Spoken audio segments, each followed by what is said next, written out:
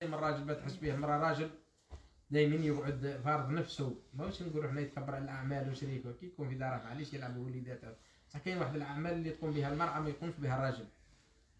بوياتنا الاولين بكري كانت الساحه كاع ما يدخلهاش في الكوزينه ولا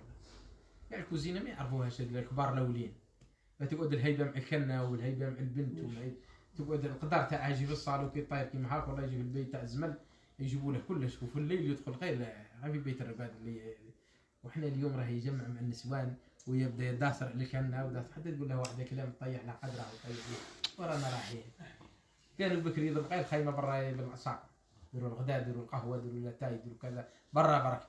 ويدور في الساحه كالعقاب. واليوم رانا رحنا يجي ديريكت الولد داخل ديريكت فايت الكوزينه ما يحلش الباب تاع الصالون ويشوف بيه معمره مجمع ولا معمر، يلقى واحد راه براني هنايا في الدار ما جايب له اخبار ولا والو، بيك ماهوش تم مثلا يلقى راجل واحد اخر تطل وتشوف البيت، لا داروا الصالون في المدخل تاع الدار، لا داروا الصالون في المدخل تاع الدار للضياف،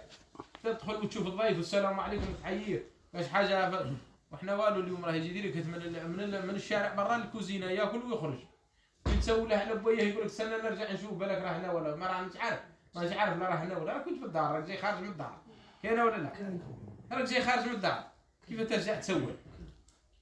الفطانه هذه كانت عند الناس اللي تتورث رانا في القصيده وش راه قال الشيخ؟ قال الشيخ المعراه هذه قصيده لي هذه